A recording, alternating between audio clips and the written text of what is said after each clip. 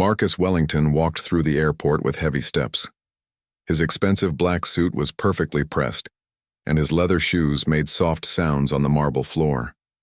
People looked at him as he passed. They knew who he was.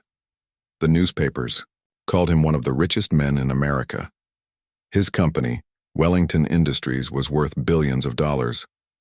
But today, Marcus did not feel rich. He felt empty and scared. In his arms, he carried his 6-month-old daughter, Emma. She was wrapped in a soft pink blanket that cost more than most people made in a month. Emma had her mother's beautiful green eyes and soft brown hair. She was the only good thing left in Marcus's life. 3 months ago, everything changed.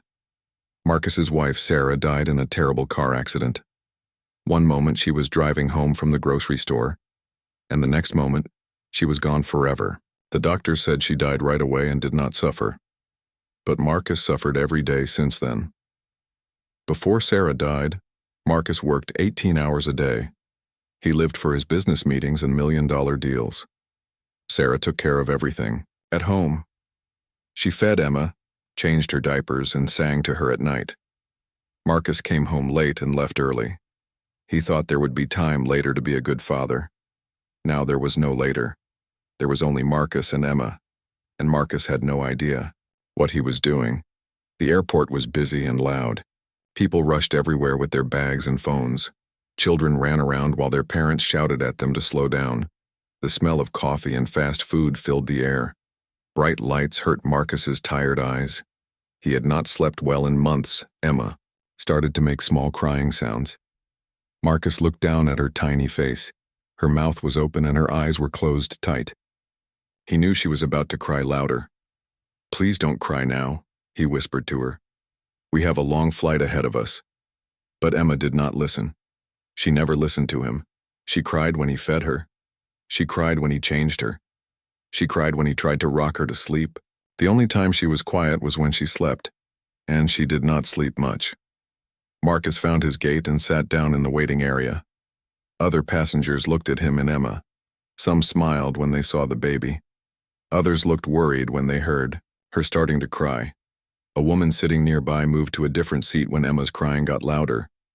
Marcus felt his face get hot with embarrassment. He tried bouncing Emma gently, but she cried harder. "Sir, we are ready to board first-class passengers now," said a young man in a blue uniform. Marcus stood up quickly. He was glad to get away from all the staring eyes. He grabbed his carry-on bag and Emma's diaper bag. Both bags were heavy and expensive. The diaper bag alone cost $3,000. Sarah had picked it out when Emma was born. She said it would last for years and hold everything they needed. Now Marcus wished Sarah was here to carry it. He wished Sarah was here to carry Emma. He wished Sarah was here for everything. The airplane was huge and white. Marcus had flown on private jets many times, but today he was flying commercial. His assistant had booked him in first class, of course. Marcus Wellington did not fly coach. The first-class section had big, comfortable seats covered in soft leather. Each seat had its own small television and plenty of room to stretch out. The flight attendant smiled and offered him champagne and warm towels. Marcus said no to everything. He just wanted to sit down and hope Emma would sleep during the flight. Marcus found his seat by the window. He put Emma's car seat in the seat next to his. The car seat was the most expensive one money could buy. It had every safety feature possible. Sarah had spent weeks researching which one to buy. Emma was still crying softly. Marcus sat down and tried to give her a bottle. She turned her head away and cried louder.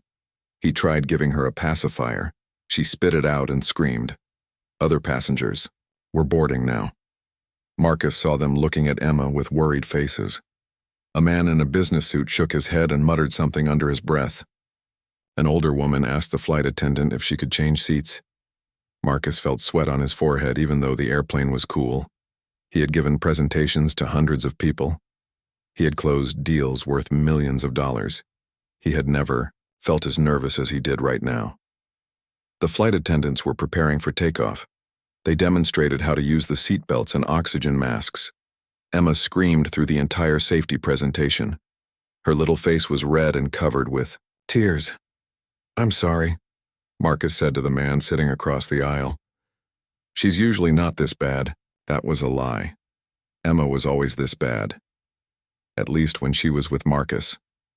She seemed to cry more when he held her than when anyone else did. Even the babysitter could calm her down better than Marcus could. The airplane started moving slowly, toward the runway. Emma's crying got louder as the engines got louder. Marcus tried everything he could think of. He bounced her. He walked up and down the aisle. He sang to her, even though he had a terrible voice. Nothing worked. The airplane stopped at the end of the runway, waiting for permission to take off. Emma's screaming filled the entire first-class section. Marcus could feel everyone staring at him.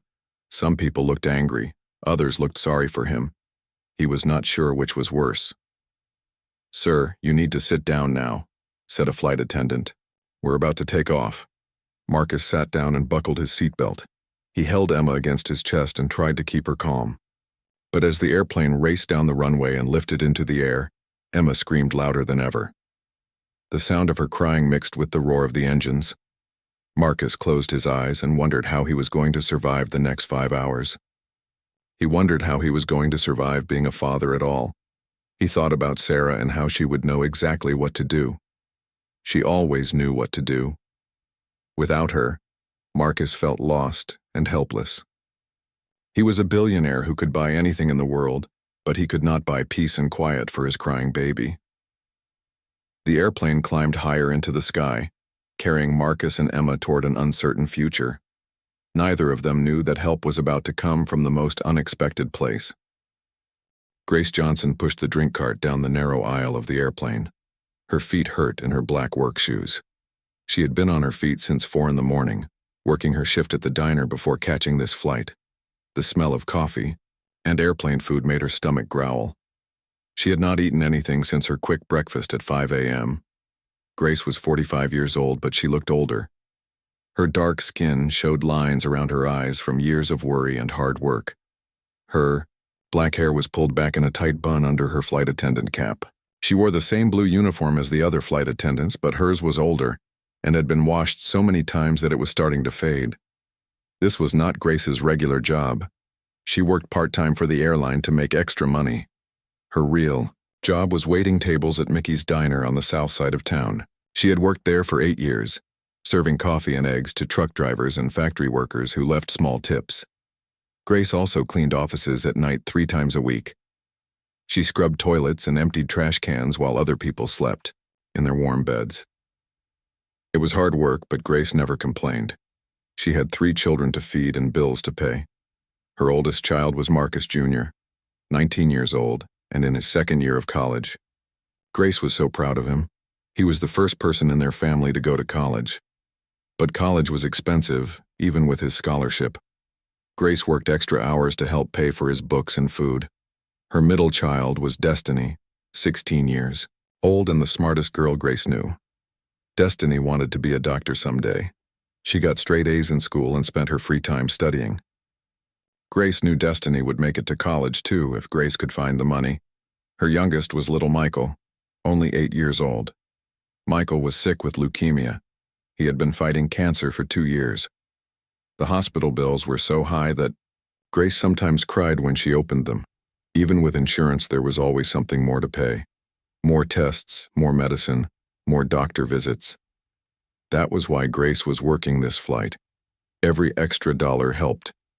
She sent most of her paycheck to the hospital and kept just enough to buy food and pay rent. Grace and her children lived in a small apartment with thin walls and old furniture, but it was clean and filled with love. Grace heard crying coming from the first-class section. She had heard it since takeoff, almost an hour ago. The sound made her heart hurt. She knew that cry. It was the sound of a baby who needed comfort but could not find it. Grace pushed her cart toward first class. She did not usually work in first class. The regular flight attendants who worked there made more money and had been with the airline longer. Grace usually served the passengers in coach, where people asked for extra peanuts and complained about the small seats. But today the airline was short-staffed and they asked Grace to help everywhere. She did not mind. Work was work, and Grace was grateful for any job that paid her. As Grace got closer to first class, the crying got louder. She could also hear other sounds. People were making angry noises and talking in annoyed voices. Someone was tapping their fingers on the armrest. Another person was sighing loudly. Grace turned the corner and saw the scene. A man in an expensive suit was holding a small baby. The baby was crying so hard that her little face was bright red. The man looked tired and desperate. Sweat was on his forehead, and his perfect hair was messy now. Grace recognized the man right away. Everyone knew Marcus Wellington. His picture was in the newspaper all the time. People said he was one of the richest men in America. Grace had served coffee to people who worked at his company. They always talked about how much money he made and how many fancy cars he owned. But right now, Marcus Wellington did not look rich and powerful. He looked like every new parent Grace had ever seen. Scared, tired, and completely lost. Grace watched as Marcus tried to calm the baby. He bounced her gently, but his movements were stiff and unsure. He whispered to her, but his voice was tense with worry. The baby cried harder. Other passengers were staring and shaking their heads. Grace heard a woman say, "Can't he hire someone to take care of that child?" A man muttered, "Rich people think they can bring their problems everywhere." Grace felt angry at the comments, but she did not say anything. She had learned long ago to keep her mouth shut when people said mean things. Fighting back usually made things worse for someone like her. The baby's crying got even louder. Grace could tell the difference between different types of crying. This baby was not just fussy or tired. This was the cry of a child who felt lost and afraid. Grace had heard it before with her own children when they were babies. Marcus stood up and tried walking up and down the aisle with the baby. But the airplane aisle was narrow, and other passengers gave him dirty looks as he passed. He sat back down looking defeated. Grace made a decision. She parked her drink cart and walked toward Marcus's seat. Her heart was beating fast. She knew she was crossing an invisible line. People like Grace did not usually talk to people like Marcus Wellington unless they were serving them food or cleaning their offices. But Grace was a mother first and a working woman second. She could not watch a baby cry like that without trying to help. "Excuse me, sir," Grace said quietly. Marcus looked up at her. His eyes were red with exhaustion. Up close, Grace could see that he was younger than she thought, maybe in his early 30s. He looked like he had not slept in days. "I'm sorry about the noise," Marcus said. "I don't know what's wrong with her. She won't stop crying." Grace looked at the baby. She was beautiful, with soft brown hair and big green eyes that were filled with tears. The baby was wearing an expensive pink dress that probably cost more than Grace made in a week. "How old is she?" Grace asked. 6 months, Marcus answered. "Her name is Emma." Grace nodded. 6 months was a difficult age. Babies were old enough to know when something was different, but too young to understand what was happening. "Is this your first time traveling alone with her?" Grace asked. Marcus's face changed. Pain flashed in his eyes. My wife died 3 months ago. I'm still learning how to take care of Emma by myself." Grace felt her heart break a little. She understood now why the man looked so lost. He was not just a new parent. He was a grieving widower trying to raise a baby alone. Grace looked around at the other passengers. They were still staring and looking annoyed. They did not care that this man had lost his wife. They just wanted the crying to stop. Grace took a deep breath. She was about to do something that could get her in trouble. Flight attendants were supposed to serve drinks and keep passengers safe. They were not supposed to hold passengers' babies. But Grace had been taking care of children her whole life. She had raised her own 3 children mostly by herself. She had helped her neighbors with their babies when they needed a break. She knew what crying babies needed, and it was not expensive clothes or fancy seats. Sometimes babies just needed to be held by someone who knew how to love them. "Sir," Grace said carefully, "would you like me to try holding her for a few minutes? Sometimes babies calm down with a different person." Marcus looked surprised.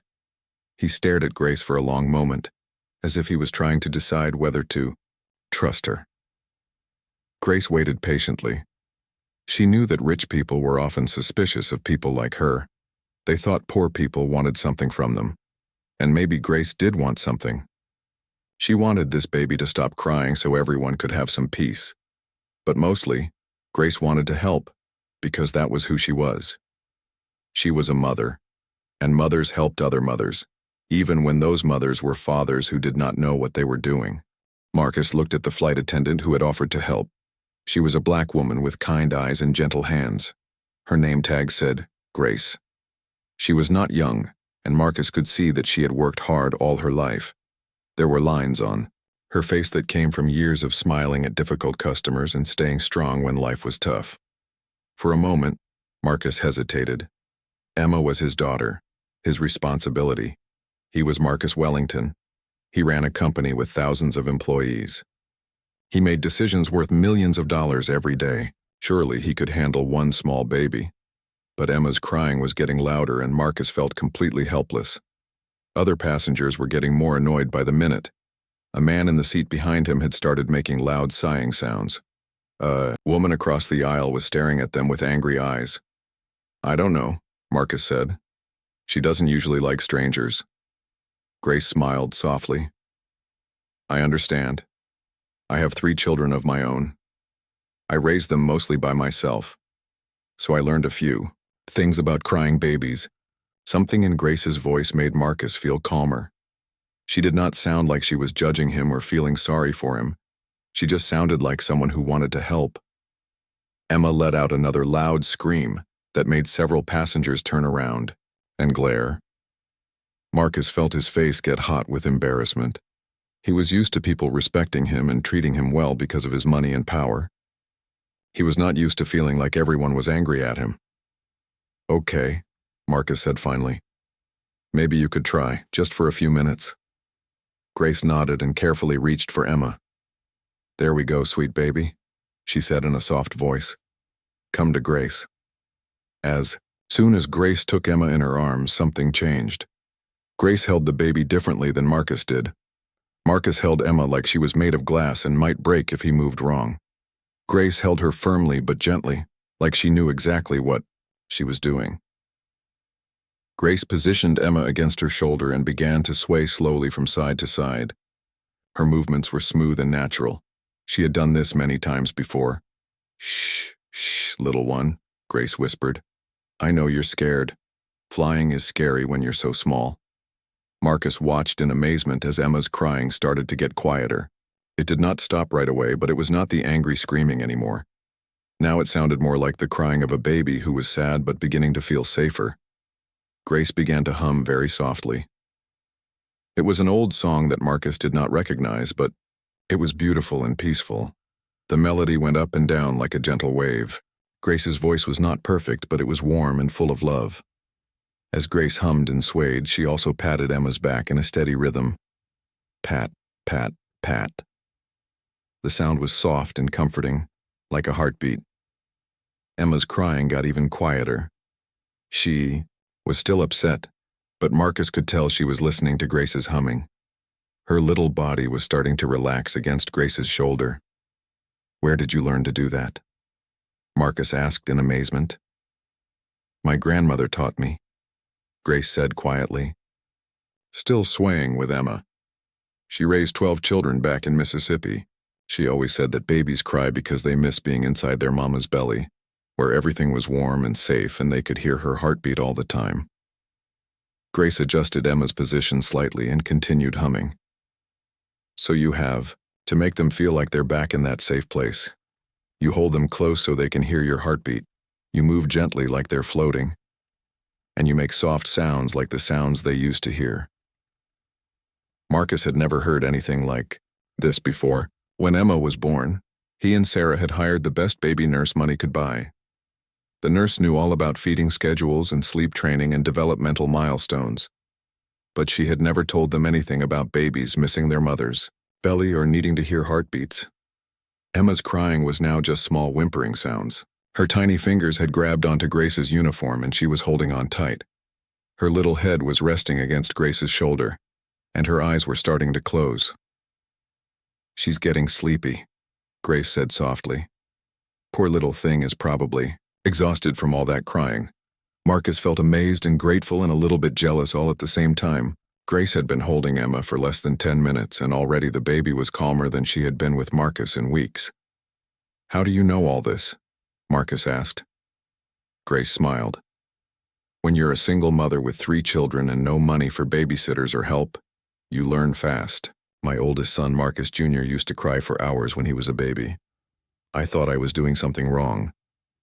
"Your son is named Marcus?" Marcus Wellington asked with surprise. "Yes, sir. Marcus Jr. Johnson.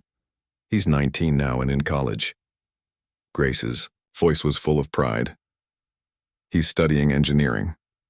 First person in our family to go to college."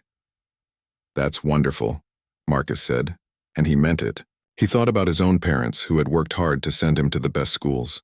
They would be proud to know he had become successful, but they would be worried about how he was handling being a single father. Grace continued humming and swaying. Emma's breathing was getting slower and deeper. Her little fists were unclenched now, and her face looked peaceful instead of angry. "Tell me about your other children," Marcus said quietly. He was curious about this woman who could calm his daughter when he could not. "Well, there's Destiny. She's 16 and wants to be a doctor, smartest girl you ever saw. Gets straight A's and spends all her time with her books." Grace's smile got bigger. "And then there's my baby, Michael. He's 8 years old and full of energy. At least he was before he got sick." "Sick?" Marcus asked. Grace's smile faded a little. "He has leukemia, been fighting it for 2 years now, but he's strong just like his big brother and sister." Marcus felt his chest tighten. He thought about Emma and how scared he was of anything happening to her. He could not imagine watching his child fight cancer. "I'm sorry," Marcus said. "That must be very hard." "We take it one day at a time," Grace said simply.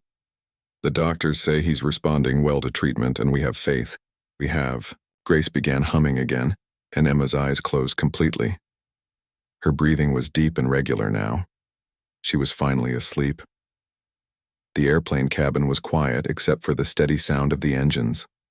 Other passengers had stopped staring and gone, back to their books and movies. The tension in the air was gone. Marcus looked at Grace holding his sleeping daughter, and he felt something he had not felt in months. He felt hope. If this woman could calm Emma with just her voice and her gentle hands, maybe there was a way for him to learn too. "Thank you," Marcus said softly. "I don't know how you did that, but thank you." Grace looked down at Emma's peaceful face. She just needed someone to remind her that she's safe and loved. Sometimes that's all any of us need. Marcus nodded, but inside he was thinking about much more than just this moment. He was thinking about how Grace had helped him when she did not have to. He was thinking about her sick son and her children in college and her 3 jobs. Most of all, he was thinking about how Grace had given him something more valuable than money. She had given him hope that he could be the father Emma needed him to be. Emma slept peacefully in Grace's arms for the next hour. Grace sat in the empty seat beside Marcus, still holding the baby carefully. She did not want to wake Emma by moving too much. Marcus watched Grace and felt something strange. For the first time in months, he felt calm. Emma was safe and quiet, and Marcus could finally breathe normally. He had not realized how tense he had been until now. "You must be tired," Marcus said to Grace. "Don't you have work to do on the plane?" Grace looked around the cabin. Most passengers were reading or sleeping or watching movies. The other flight attendants were handling the drink service without her.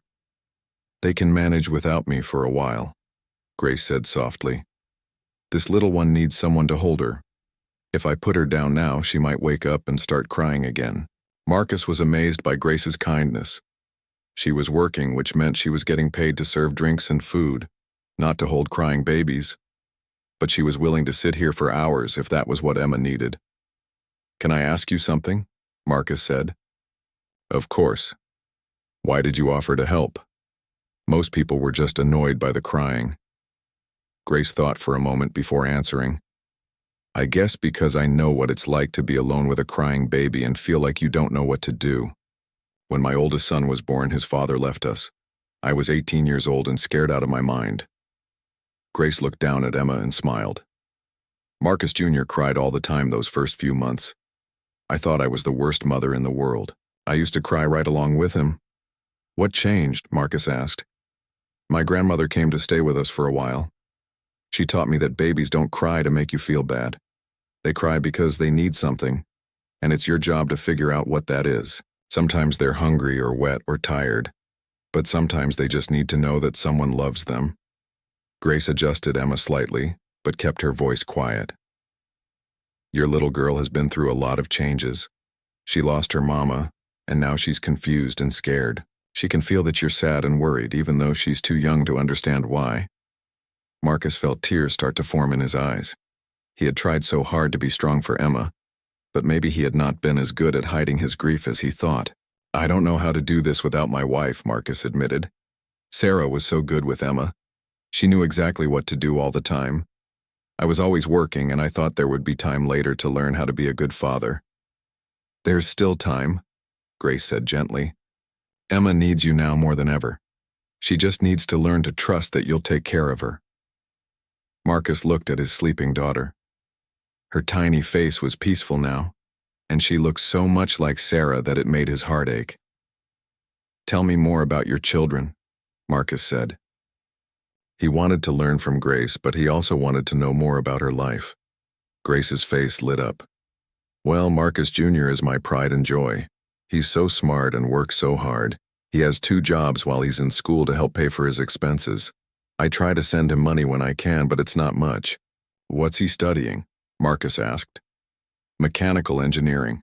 He's always been good with his hands, fixing things and building things. When he was little, he used to take apart old radios and try to put them back together. Grace's voice was full of love when she talked about her son. Marcus could tell that her children were the most important thing in her world. And Destiny wants to be a doctor? Marcus asked. Yes, sir. She's been saying that since she was 5 years old. She reads medical books for fun and volunteers at the hospital when she's not in school.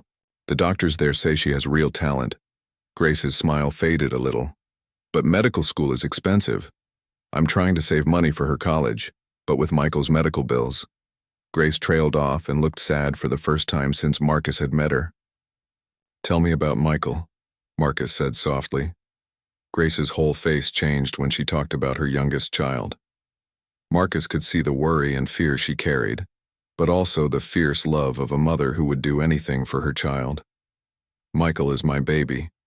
He's 8 years old and the sweetest boy you ever saw. He loves baseball and superhero movies and making jokes that don't make sense. Grace's voice got quieter. When he was 6, he started getting tired all the time. Then he started getting bruises that wouldn't heal. I took him to the doctor and they did some tests. Grace paused and looked down at Emma. The doctor called and asked me to come in to talk. I knew it was bad news. You always know. Marcus waited for Grace to continue. He could see how hard this was for her to talk about. Leukemia, Grace said simply.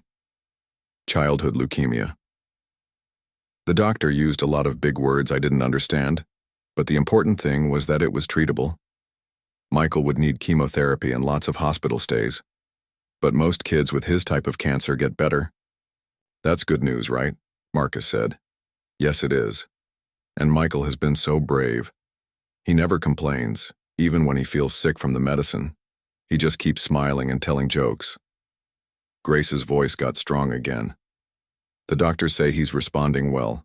His hair fell out from the chemo, but it's starting to grow back now. What about the cost? Marcus asked. He knew that cancer treatment was expensive, and he could tell that Grace did not have a lot of money. Grace sighed. Even with insurance, there's always something more to pay. Medicines, tests, doctor visits. I work 3 jobs now, but it's still not enough sometimes. The hospital has been patient with us, but I know they expect to get paid eventually. Marcus thought about his own life. He spent more money on a single business lunch than Grace probably made in a month. He bought expensive cars and lived in a huge house with rooms he never used. Meanwhile, Grace was working 3 jobs to pay for her son's cancer treatment. Where do you work besides the airline? Marcus asked. I wait tables at Mickey's Diner downtown. Been there for 8 years, and I clean offices 3 nights a week after Michael goes to bed. Marcus knew Mickey's Diner. It was in a rough part of town, the kind of place where working people went for cheap food and strong coffee. The tips were probably small, and the hours were long. "When do you sleep?" Marcus asked. Grace laughed softly. "When I can. Mothers don't need much sleep, we run on love and coffee." Marcus was quiet for a while, thinking about everything Grace had told him. Here was a woman who worked 3 jobs, was raising 3 children alone, and was dealing with her youngest child's cancer, but she still took time to help a stranger with his crying baby. "Grace," Marcus said finally, "I want you to know that what you did today, helping me with Emma, it means more than you know." "Any mother would have done the same thing," Grace said. "No," Marcus said firmly. "Not everyone would have. Most people just wanted the crying to stop. You actually cared about helping." Grace looked at Marcus with surprise. She was not used to rich, powerful people talking to her like she was important. "Emma is lucky to have you as her father," Grace said. "I can tell you love her very much, you just need to learn to trust yourself." "Will you teach me?" Marcus asked suddenly. "I mean, could you show me how to hold her the way you do? How to calm her down when she cries?" Grace smiled. "Of course, but you already know more than you think. Love is the most important thing, and you have plenty of that." Emma stirred slightly in Grace's arms but did not wake up. The airplane was flying smoothly through the clouds, carrying all 3 of them toward Los Angeles. Marcus looked out the window at the blue sky and white clouds. When he had boarded this plane, he felt lost and hopeless. Now, thanks to Grace, he felt like maybe he could learn to be the father Emma needed.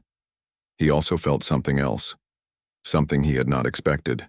He felt grateful to have met Grace Johnson, and he wanted to find a way to help her the same way she had helped him. 1 week after the flight, Grace was working her morning shift at Mickey's Diner. It was Tuesday and the breakfast rush was over. Only a few customers sat in the worn red booths, drinking coffee and reading newspapers. Grace was wiping down tables when her phone rang. Grace looked at the number but did not recognize it. She usually did not answer unknown calls while she was working, but something made her pick up this time. "Hello?" she said. "Is this Grace Johnson?" asked a man's voice. "Yes, this is Grace. Who is this?" "This is Marcus Wellington. We met on the flight from New York last week. You helped me with my daughter Emma." Grace almost dropped the phone. She remembered Marcus Wellington, of course. How could she forget? But she never expected him to call. "Oh, Mr. Wellington. How is little Emma doing?" "She's doing much better, thanks to you. Grace, I was wondering if we could meet for coffee sometime. I'd like to talk to you about something important." Grace looked around the diner. Her boss, Mickey, was in the kitchen, and the other waitress was handling the few customers. But Grace was not supposed to take personal calls during work. "I'm working right now," Grace said quietly. "Can I call you back later?" "Of course. Here's my number. And Grace, thank you again for what you did on the plane. You saved my sanity." After Grace hung up, she could not stop thinking about the call. Why would Marcus Wellington want to meet with her? Rich people did not usually want to have coffee with poor people unless they needed something. Grace tried to focus on her work, but her mind kept wandering. She poured coffee for customers and took orders for eggs and pancakes, but part of her was wondering what Marcus could possibly want to talk about. That evening, Grace called Marcus back from her small apartment. Her children were doing homework in the living room while she made dinner in the tiny kitchen. "Thank you for calling me back," Marcus said when he answered. "I know this must seem strange, but I can't stop thinking about our conversation on the plane. Would you be willing to meet me for coffee tomorrow? I promise it won't take long." Grace hesitated. She had to work at the diner in the morning and clean offices that night. Her schedule was always tight. "I have a break between 2 and 3 tomorrow afternoon," she said finally. "There's a coffee shop near the hospital where my son gets his treatment." "Perfect. I'll meet you there at 2 o'clock. "Thank you, Grace." The next day, Grace arrived at the coffee shop a few minutes early. She was wearing her best dress, which was not very fancy but was clean and pressed. She had never had coffee with a billionaire before and was not sure what to expect.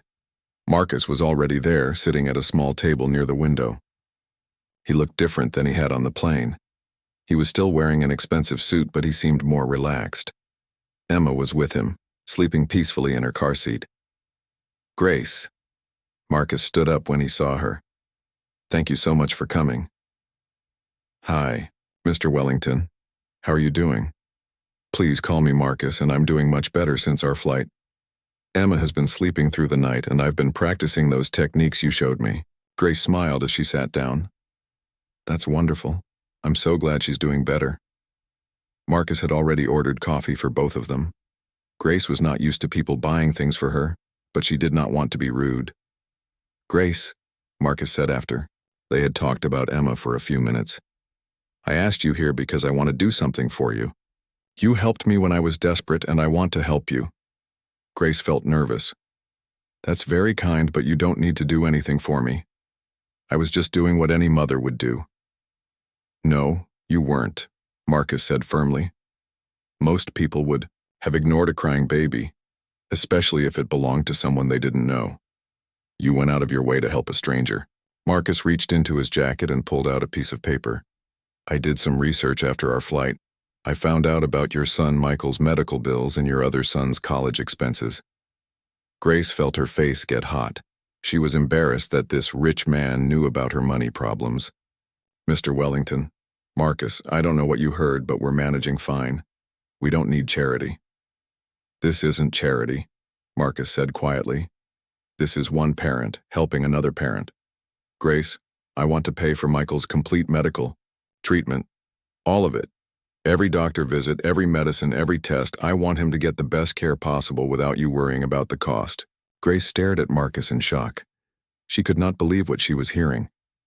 "I also want to pay for Marcus Jr.'s college education, all 4 years, plus graduate school if he wants it. And I want to set up a college fund for Destiny so she can become the doctor she dreams of being." Grace felt tears starting in her eyes. I can't accept that. It's too much. I don't even know how much money you're talking about." "It doesn't matter how much it costs," Marcus said. "Grace, you gave me something more valuable than money. You gave me hope when I had lost everything. You showed me how to be a father to my daughter." Grace was crying now, but she tried to wipe the tears away. "But why? You don't even know us." Marcus looked at Emma, who was still sleeping peacefully.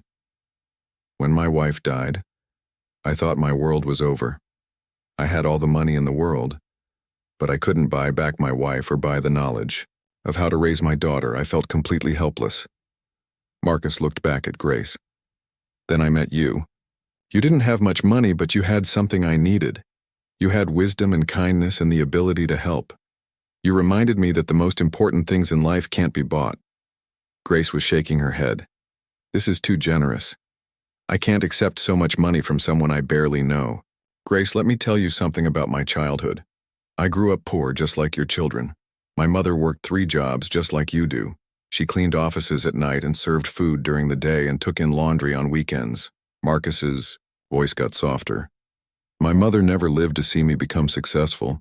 She died when I was in college, still working those 3 jobs to help pay for my education. I always promised myself that if I ever had the chance, I would help someone like her." Grace was listening carefully now. "You remind me of my mother," Marcus continued. "You work hard. You love your children more than anything. And you never complain even when life is difficult. My mother would have helped a crying baby on an airplane just like you did." Marcus leaned forward. "Please let me do this. Not because you need charity, but because you deserve help. Your children deserve every opportunity to succeed, and you deserve to stop worrying about money while your son fights cancer." Grace was quiet for a long time. She looked out the window at the street where people were walking by, going about their normal lives. She thought about Michael in the hospital, brave and smiling even when he felt sick. She thought about Marcus Jr. working 2 jobs while trying to study. She thought about Destiny dreaming of becoming a doctor but worried about paying for medical school. "If I said yes," Grace said slowly, "what would you want in return?" Nothing, Marcus said immediately. This is a gift, not a business deal, although, he paused and smiled. I might ask you to teach me more about taking care of Emma. You're the only person who's been able to calm her down when she cries. Grace smiled through her tears. You don't need to pay me to do that. I'd be happy to help you with Emma anytime. So you'll accept my offer? Marcus asked, hopefully. Grace thought about her pride. She had always taken care of her family by herself. She had never accepted help from anyone, not even when times were really hard. But then she thought about her children. This money could change their lives forever. Michael could get the best medical care. Marcus Jr. could focus on his studies instead of working 2 jobs. Destiny could go to any medical school she wanted. Yes, Grace said quietly. I'll accept your help. But only because it will help my children. Marcus smiled bigger than Grace had seen him smile before. Thank you for letting me do this. You have no idea how good this makes me feel. Grace was still crying, but now they were happy tears. How can I ever thank you? You already did, Marcus said. You helped a desperate father when he needed it most. Now let me help a wonderful mother who deserves all the good things in the world. Emma woke up and started to make small crying sounds. Without thinking, Grace reached over and gently picked up the baby. Emma immediately calmed down and looked at Grace with her big green eyes. See? Marcus said with a laugh. I'm definitely going to need more lessons. Grace looked down at Emma and then at Marcus. 1 week ago, she was just a flight attendant working an extra shift to pay her bills. Now her life was about to change completely, all because she decided to help a crying baby on an airplane. Sometimes, Grace thought, the best things in life come from the simplest acts of kindness. 3 months later, Grace sat in the children's hospital waiting room. But everything was different now. Instead of worrying about how to pay for Michael's treatment, she was just waiting to hear good news from his doctor. The waiting room was the same as always. Colorful chairs, toys scattered on small tables, and other parents who looked tired and worried. But Grace felt different. For the first time in 2 years, she was not stressed about money. She could focus completely on Michael's health instead of wondering how she would pay for his next treatment. Mrs. Johnson, a nurse called her name. Grace followed the nurse down the familiar hallway to Dr. Martinez's office. Grace had been in this office many times before, but today felt special. Dr. Martinez smiled when Grace walked in. He was a kind man who had taken care of Michael since the beginning of his treatment. Grace, I have wonderful news, he said. Michael's latest tests show that he is in complete remission. The cancer is gone. Grace felt her knees go weak. She sat down in the chair across from the doctor's desk and started crying. After 2 years of fighting, her baby was finally healthy. Are you sure? She asked through her tears. I'm sure. Michael has responded beautifully to the treatment. He'll need to come in for regular checkups for the next few years, but his prognosis is excellent. Grace cried harder, but these were the happiest tears she had ever cried. Her son was going to be okay. Can I see him? She asked. Of course. He's in the playroom, probably telling jokes to the other kids. Grace found Michael exactly where Dr. Martinez said he would be. He was sitting at a small table with 2 other children, making them laugh with silly faces. His hair had grown back thick and curly, and his smile was bright and healthy. Mama. Michael jumped up and ran to hug Grace. Dr. Martinez said I don't have to come here so much anymore. That's right, baby, Grace said, holding him tight. You're all better now. That evening, Grace called Marcus to share the good news. Over the past 3 months, she and Marcus had become real friends. Grace had helped him learn to take care of Emma, and Marcus had kept his promise to help Grace's family. Grace, how did the appointment go? Marcus asked as soon as he answered the phone. Michael is in complete remission, Grace said, her voice still full of joy. The doctor says the cancer is gone. That's incredible. I'm so happy for you and Michael. We need to celebrate. Grace smiled. Marcus was always wanting to celebrate good news. He had thrown a party when Marcus Jr. made the dean's list at college. He had sent flowers when Destiny was accepted to a special summer program for students interested in medicine. "How is Emma doing?" Grace asked. "She's perfect. She slept through the night again last night and she's starting to crawl. She loves the mobile you gave her." Grace had made Emma a mobile with soft fabric animals in different colors. It was not expensive like most of Emma's toys, but Emma loved it more than anything else. "I'm so glad. Give her a kiss from me." "Actually," Marcus said, "I was hoping you could give her that kiss yourself." "Grace, I have something I want to ask you."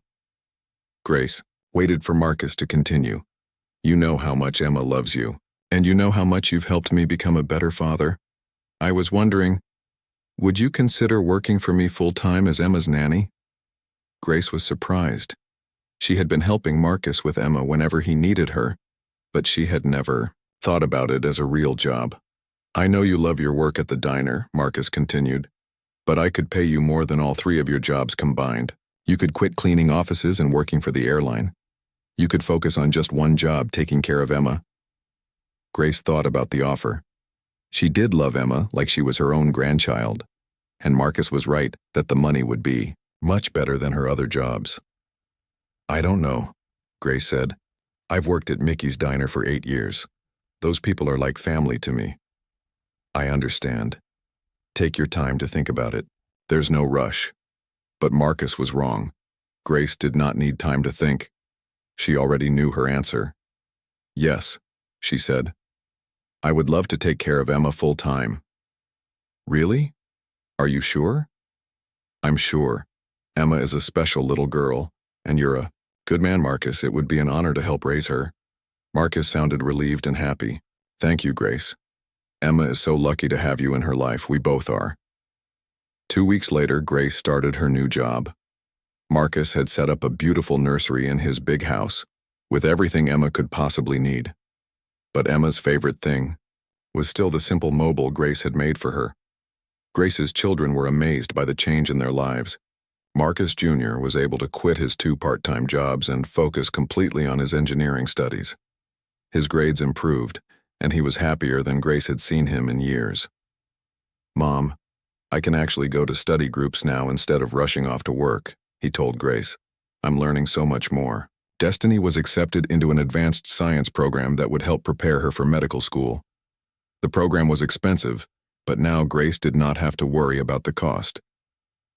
"I'm going to be a pediatric oncologist," Destiny told Grace. "I want to help kids like Michael who have cancer."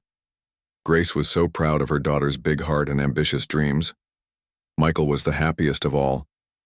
He was healthy and full of energy again. He played baseball with his friends and went to birthday parties and did all the normal things that 8-year-old boys love to do. "Mama, do you remember when I was sick all the time?" he asked Grace one evening. "I remember, baby. But you're all better now. I'm glad I got sick," Michael said. Grace was surprised. "Why would you say that?"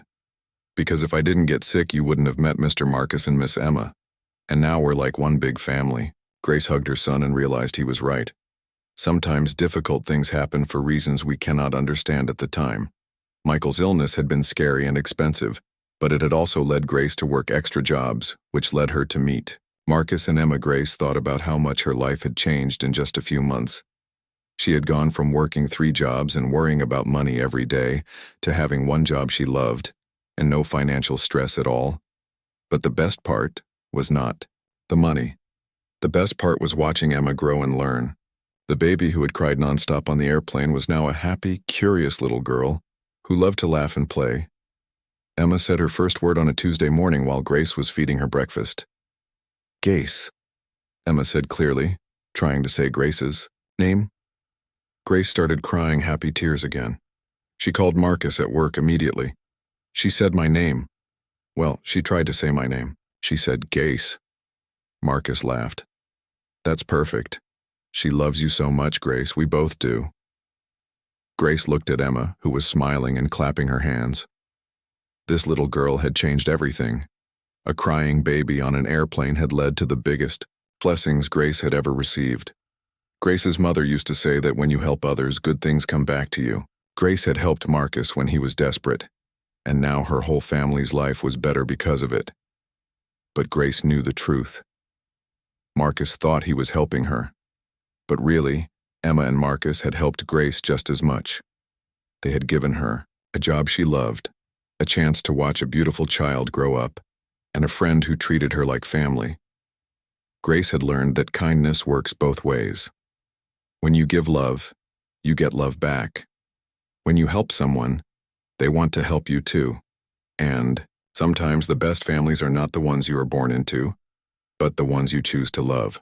1 year later, Grace was pushing Emma in her stroller through the park near Marcus's house. Emma was now 17 months old and walking everywhere, but she still loved rides in her stroller when she got tired. It was a beautiful Saturday afternoon in spring. The trees were full of green leaves and flowers bloomed in the garden beds. Other families were in the park too, playing on swings and having picnics on the grass. "Gase! Gase!" Emma pointed at a group of ducks swimming in the pond. "Yes, those are ducks," Grace said with a smile. Emma was talking more every day, and Grace loved hearing her sweet voice. Marcus was walking beside them, carrying a picnic basket. He looked different than he had 2 years ago on the airplane. He was more relaxed now, and he smiled much more often. Being a father had changed him in good ways. "Are you sure your kids won't mind having a picnic with us?" Marcus asked. "I know. They probably have better things to do than spend time with an old businessman and his baby," Grace laughed. "Marcus, you're 33 years old. That's not old. And my children love spending time with you and Emma." It was true. Grace's children had become part of Marcus and Emma's life in ways that surprised everyone. Marcus Jr. came over every weekend to help Marcus fix things around the house and play with Emma. Destiny babysat Emma sometimes when Grace and Marcus both had to work, and Michael treated Emma like his little sister. They found a shady spot under a big oak tree and spread out their picnic blanket.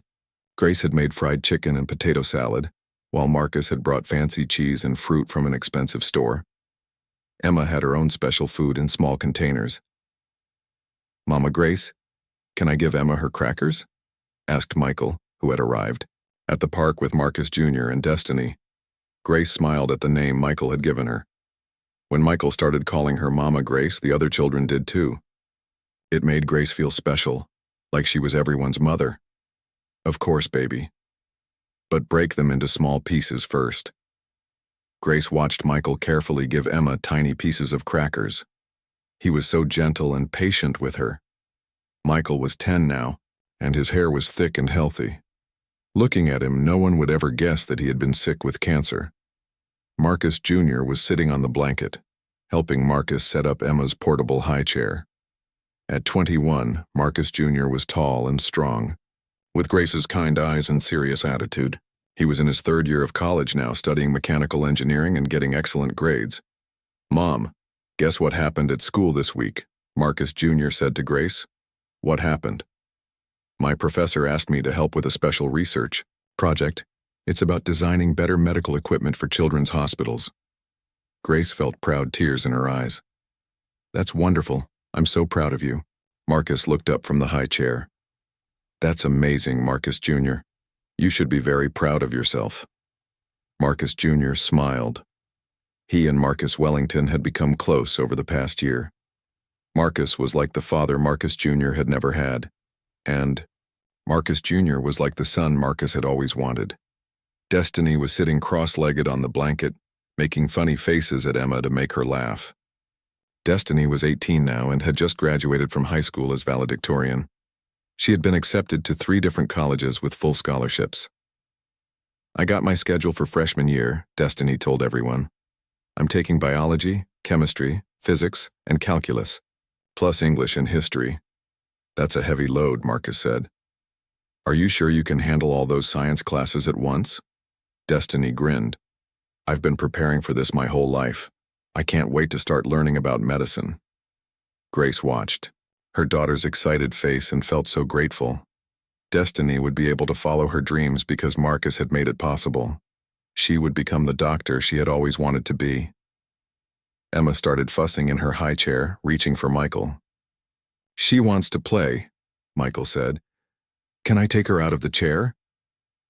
"Let me get her," Grace said, but Marcus was already lifting Emma out.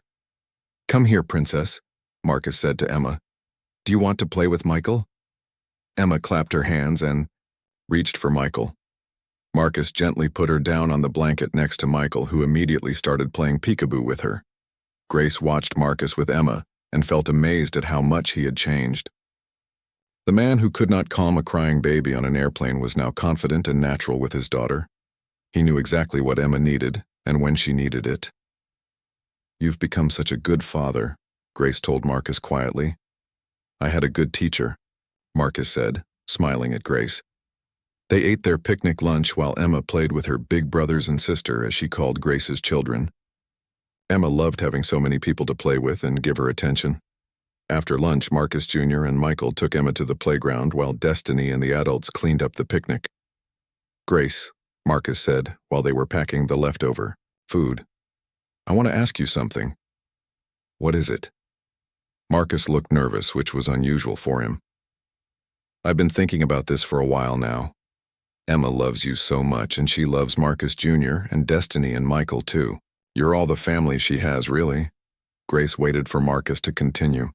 "I know this might sound crazy, but would you consider moving into my house?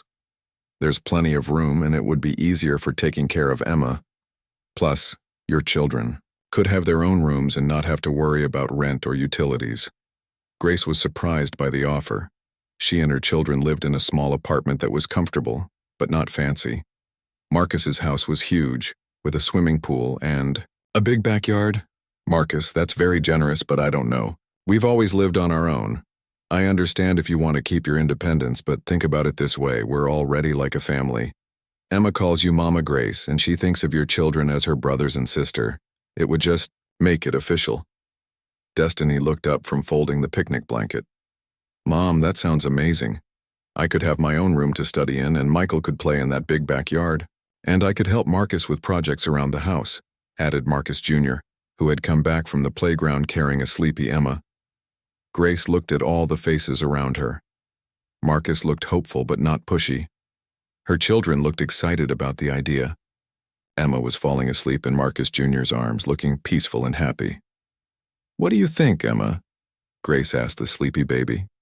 "Should we all live in the same house?" Emma opened her eyes and looked at Grace. "Mama Grace," she said softly, then closed her eyes again. Grace felt her heart melt. This little girl had brought all of them together. Emma had made Marcus a better father, given Grace's children opportunities they never would have had, and created a family out of people who had started as strangers. "Okay," Grace said finally. "Let's try it. We can move in and see how it works." Marcus smiled bigger than Grace had ever seen him smile. "Really? You'll do it?" "Yes. But I have one condition." "Anything." "I still want to pay for groceries and help with household expenses. I don't want to feel like we're just living there for free." Marcus laughed. "Grace, you take care of my most precious possession every day. You don't need to pay for anything. But if it makes you feel better, we can work something out."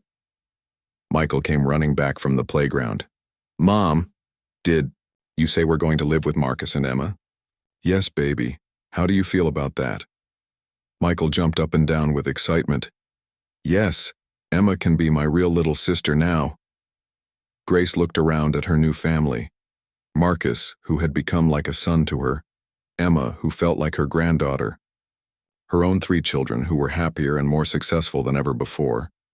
2 years ago, Grace was working 3 jobs and worried about money every day. Now she had one job she loved, no money worries, and a family bigger than she had ever imagined. "You know what this means, don't you?" Marcus said to Grace as they walked back to the car. "What?" "Emma is going to grow up with brothers and a sister who love her. She's going to have the big loving family I always wanted her to have." Grace looked at Emma, who was now fully asleep in Marcus Jr.'s arms. This little girl would never remember being alone or scared. She would grow up surrounded by love and laughter, with people who would always take care of her.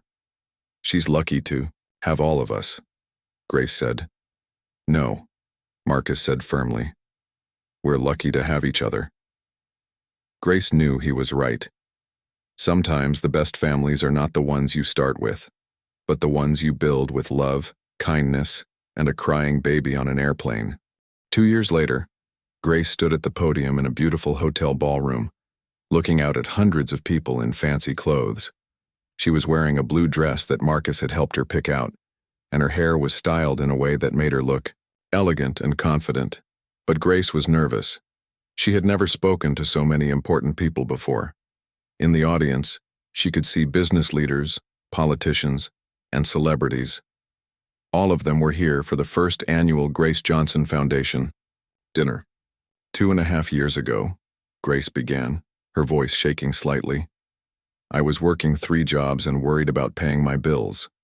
I was a flight attendant, a waitress, and an office cleaner. I never imagined that I would be standing here tonight, talking to all of you about helping families in need. Grace looked at her family sitting at the table in front of the stage. Marcus was holding 3.5-year-old Emma on his lap.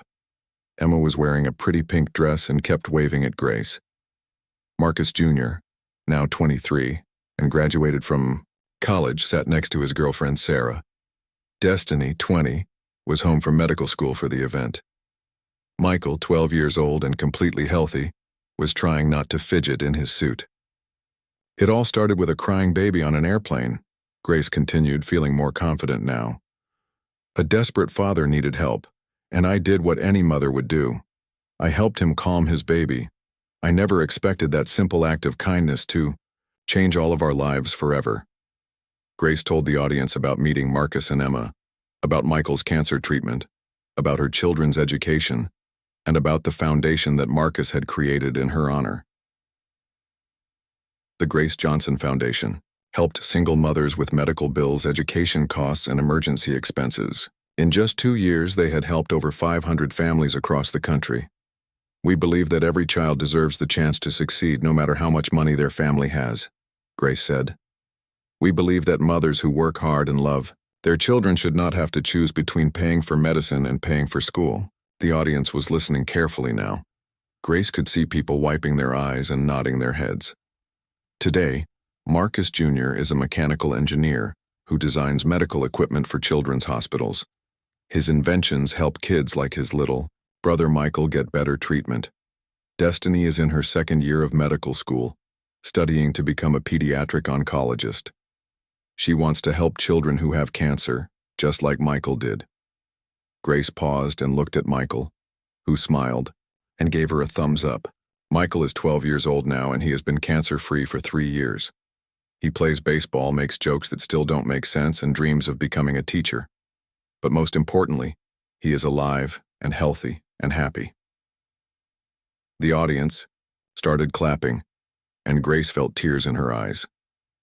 None of this would have been possible without Marcus Wellington's generosity. But Marcus always tells me that I helped him first. The truth is, we helped each other. That's what families do. Grace looked at Marcus, who was smiling proudly. Emma had fallen asleep in his arms. Emma is 3.5 years old now. She calls me Mama Grace, and she thinks my children are her real brothers and sister. She will never remember being a crying baby on an airplane. She will grow up knowing only love and security and the feeling of being part of a big, happy family. Grace took a deep breath before continuing. But our story is not special because we got lucky. Our story is special because it shows what happens when people help each other. When Marcus helped my family, it did not just change our lives. It started a ripple effect that has now helped hundreds of other families too.